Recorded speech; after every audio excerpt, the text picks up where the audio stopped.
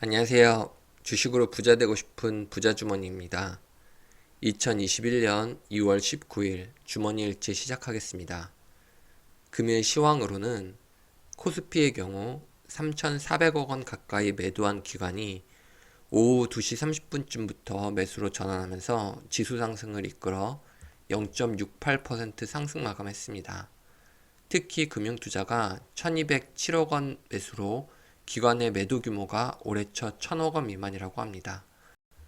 코스닥의 경우 장중 2% 넘게 하락했지만 외인과 기관이 매도세를 멈추고 오후부터 매수 전환하면서 0.24% 하락 마감했습니다. 금일 이슈 내용으로는 코오롱 생명과학이 법원의 판결에 따라 주가가 출렁인 하루였습니다. 장중 임원 무죄 소식에 상한가를 갔다가 오후 3시 넘어 코오롱 생명과학이 인보사 품목 허가를 취소한 당국의 처분에 불복해 제기한 행정소송 1심에서 패소했다는 소식에 상승분을 반납하고 2.1% 상승 마감했습니다. 다음 이슈로는 금일 코스피의 거래량이 34억 주가 넘게 발생했는데 그것에 대해 이야기해보려 합니다. 쿠팡 관련주인 서울식품이 금일 22.22% 상승한 330원에 마감을 했습니다.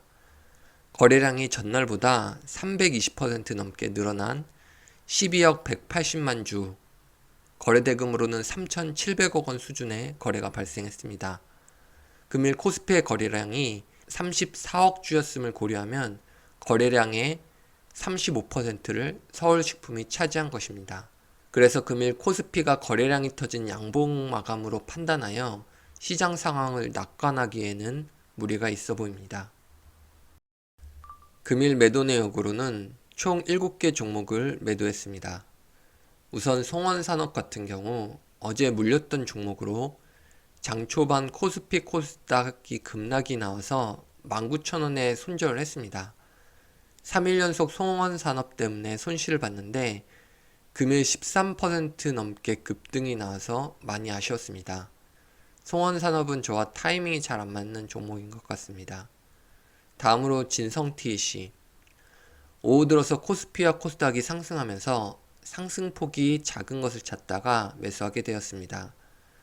11,150원이 저항이라 생각하고 매도했는데 11,200원에 마감을 했습니다. 지어소프트 같은 경우는 어제 수익을 크게 줬던 종목이어서 금일도 관심 있게 봤는데 하락이 심해서 18,600원쯤 매수를 했는데 17,900원까지 하락을 해서 일찍 매수했다고 생각을 했습니다. 다행히 반등이 나와서 18,750원에 매도해서 수익을 조금 봤습니다. 다음으로 K사인 같은 경우 1725원쯤에 매수를 했는데 상승할 것 같이 하다가 계속 눌려서 1730원에 조금 수익 보고 매도를 했습니다. 화승엔터프라이즈 같은 경우 한번 크게 하락을 하며 14,200원까지 올 때 14,300원에 매수를 했습니다. 장중 분위기가 안 좋아서 14,400원에 매도를 했습니다. MK전자 같은 경우 어제 물렸던 종목으로 장초반 11,650원까지 하락 후 12,250원까지 상승할 때 12,200원에 손절을 했습니다.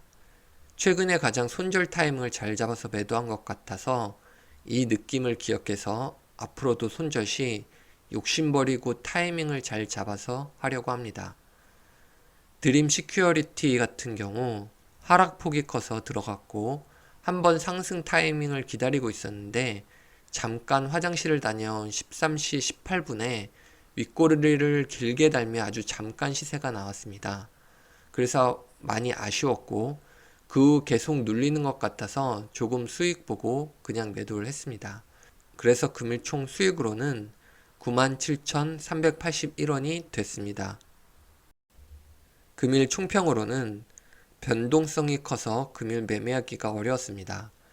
어제 하락 후 상승 때 매수했다가 물려서 금일도 상승 때 다시 하락할 수 있다는 생각에 소극적 대응을 하여 수익을 챙기지 못했습니다.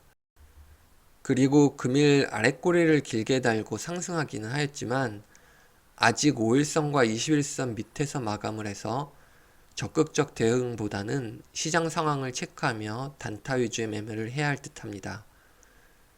마지막으로 아침장 시작하고 30분 정도 삼성증권이 전산 오류로 매매가 안 돼서 많이 답답했습니다. 한두 번도 아니어서 증권사가 제발 영업이익으로 전산 안정화에 투자를 했으면 좋겠습니다. 금일 주머니 일지는 여기까지 하겠습니다. 끝까지 들어주셔서 감사합니다.